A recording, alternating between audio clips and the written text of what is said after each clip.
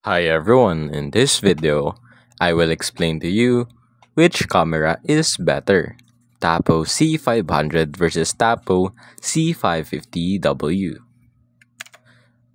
On the resolution, C500 offers Full HD 1080p resolution, while the C510W provides higher 2K 3MP resolution for clearer mesh images.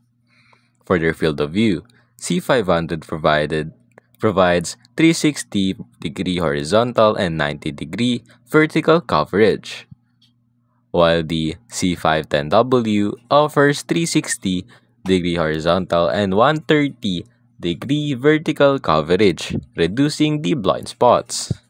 Under night visions, C500 includes infrared night vision, while the C510W features full color night vision for enhanced visibility in low light.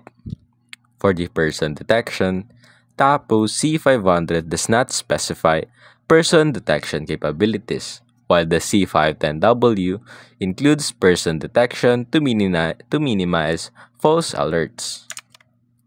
In conclusion, the Tapo C510W offers higher resolution, a wider vertical field of view, full color night vision, and person detection, making it a more advanced option compared to the Tapo C500. And that's basically it.